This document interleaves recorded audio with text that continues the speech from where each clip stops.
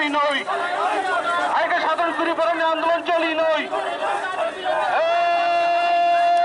আজকে জিএমপি চবা চলি খা, আজকে চীন চবা চলি খা, আজকে জিএমপি হেমবদগতনি ব্যবসা ব্যবসা হেমবাইদের ইনকলাব জাব্বার, ইনকলাব জাব্বার, ইনকলাব 10,300 masaranlar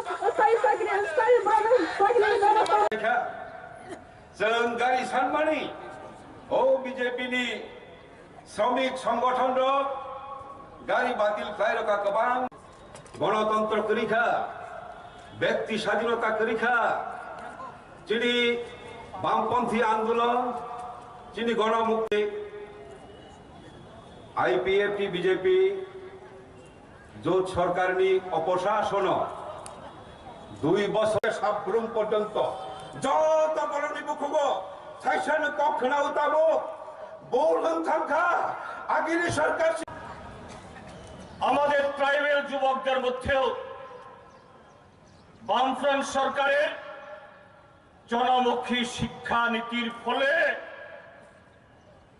গ্রামে গ্রামে স্কুল হয়েছে, প্রায় সবকটি মহকুমাতে কলেজ হয়েছে, সবকটি জেলাতে প্রায় পলিটেকনিক হয়েছে, নতুন ইঞ্জিনিয়ারিং কলেজ হয়েছে, বিশ্ববিদ্যালয় হয়েছে। অর্থনৈতিক উন্নয়নের ফলে শুধু আগরতলার প্যালেস কম্পাউন্ডের কাছাকাছিতে না, ত্রিপুরা যে একটা সময়তে যে স্থানগুলোকে দুর্গমতম বলা যেতে পারে, রৈস্যাবাড়ি, গোবিন্দবাড়ি, খানতলাং, গোড়াকাপা, আমি গর্ব করে বলতে পারি ত্রিপুরা রাজ্যের এমন কোন পাহাড়ি একটা সময়তে দুর্গম আজকে দূরবর্তী এলাকা বামপন্থী ফ্রন্ট সরকার থাকার সময়তে ওই সমস্ত এলাকাতে যাতে উন্নয়নমূলক কাজকর্ম যাতে না হয়, স্কুল যাতে চলতে না পারে, সেখানকার মানুষ অর্থ করে উন্নয়ন না হতে পারে, টিএনবি থেকে শুরু করে এনএলএফটি, টাইগার ফোর্স কত লোককে খুন করেছে, অপহরণ করেছে, দাঙ্গা লাগানোর চেষ্টা হয়েছে। এটা না হলে পরে তো আরো হতো। তারপরও যে জায়গাগুলি কথা বললাম, গর্ব করে বলতে পারি এমন কোন ত্রিপুরা রাজ্যের পাহাড়ি পল্লী নাই যেখানে এখন ইউনিভার্সিটি পড়ে, দু একজন ডাক্তারি পড়ে, ইঞ্জিনিয়ারিং পড়ে ছেলে মেয়ে নাই, সমান সমান ছেলে মেয়ে। এমএ পাস করা, বিএ পাস করা, সবকটি মহকুমাতে ছেলে মেয়ে প্রচুর স্বাভাবিক। দেশের যখন এই দুরবস্থা, বামপন্থী ফ্রন্ট সরকার থাকলেও, তার সমস্ত রকম চেষ্টা থাকলেও সবাইকে চাকরি দিয়ে যেতে পারেনি, পারার কথাও না। তাদের একটা অংশ, হ্যাঁ, তাদের জন্ম মাত্র, বয়স মাত্র 20, 21, 22, 23, 24, 25। আমরা দেখি আজকের জমায়েতের জন্য আমরা সোশ্যাল মিডিয়াতে, ফেসবুকে, ইন্টারনেটে যখন আমরা প্রচার দিই, আপনিও আসুন, সিএএ বিরোধী লড়াই সারা দেশের লড়াই, আপনি যোগ দিন। এই যে সংসদ চলছে, আজকে 8 তারিখ, আজকে তো শনিবার, কালকে রবিবার, কালকে সংসদ চলবে না, কালকে 9 তারিখ। এই সংসদ আর মাত্র 2 দিন চলবে। বর্তমান যে সংসদ, পার্লামেন্ট 11 তারিখ অব্দি চলবে। ত্রিপুরা রাজ্যের বিজেপি, আইপিএফটি বলে এই তো হচ্ছে, বিধানসভা একটা প্রস্তাব পাশ করলো 50 জনের রিসি মেম্বার করবে। আরে 50 কেন, এটা 100 হলো না কেন? 50 কম হলো না? মাত্র 2 অঙ্ক জোড়া হয়ে গেল, বেজুর হলে তো ভালো হতো, 3 অঙ্ক।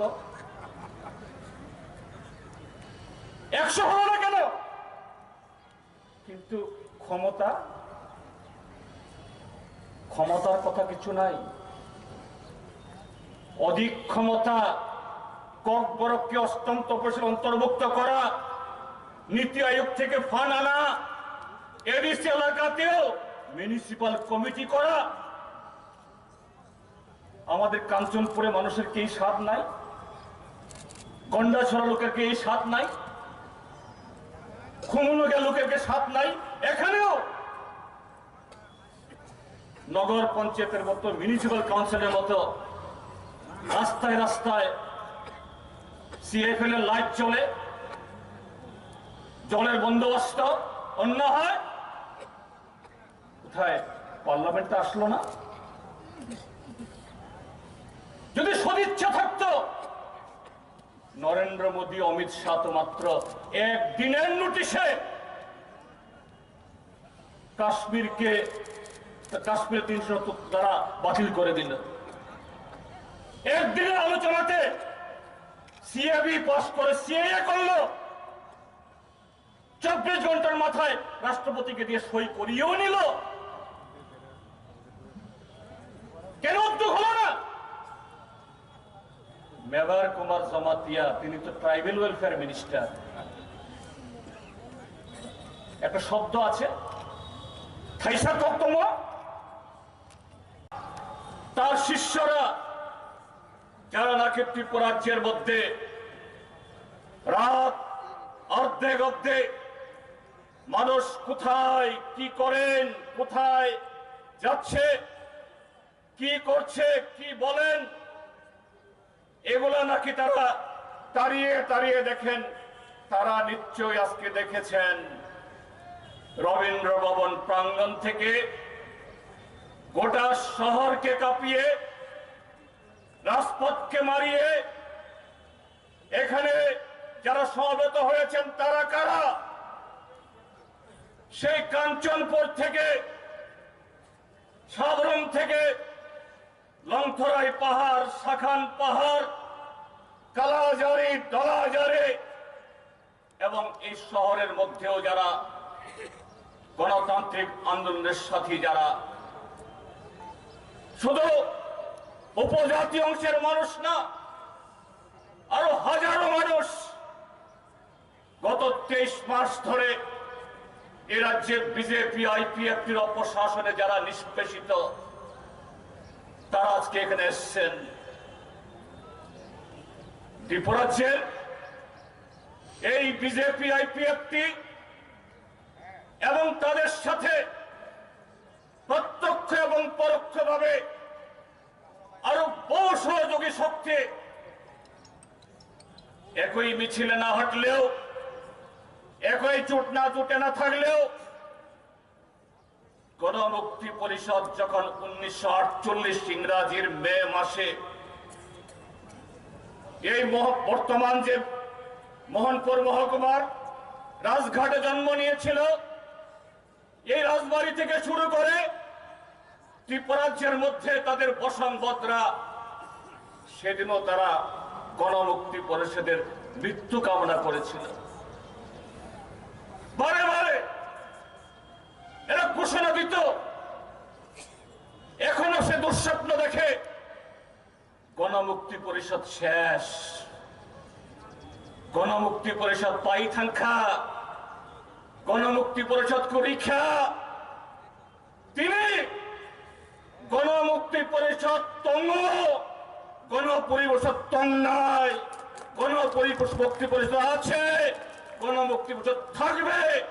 গণমুক্তি পরিষদ তার লাল ঝান্ডা আরো উঁচু উদ্দিন হবে, আজকে প্রমাণ আমরা করেছি। শত বাধা বিপত্তি, গাড়ি দেওয়া হয় না, হুমকি। এই খুমলঙ্গে জাম্পুই জ্বালাতে হঠাৎ করে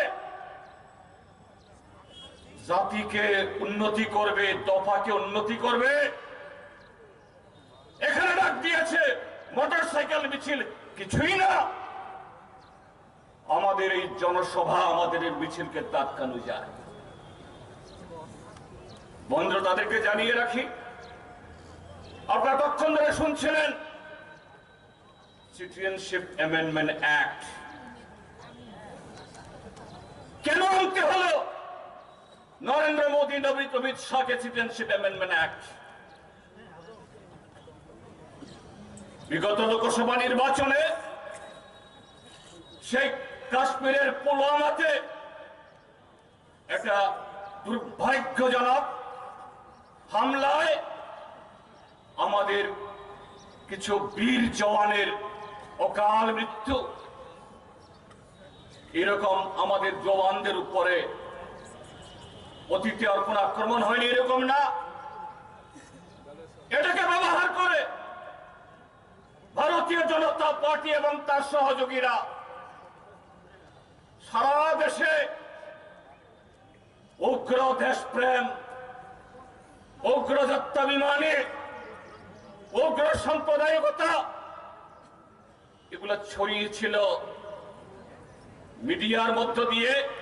পূর্বাঞ্চল 어느 자가 지금 그만큼 동물들이 검탄카 아버 저또 사이마노 উত্তর পূর্বাঞ্চল ডেমোগ্রাফি থাকাও সিএনি কারণে তবে খনাফানো পাইকা হাঁকলাই হিন্দু হাঁকলাই বড় থাকাও সিএনি কারণে তবে খনাফানো পাইকা হাঁকলাই হিন্দু হাঁকলাই বড় जों खाइले माने आबो बिभाग बातिल थाकाও সিএনি কারণে তবে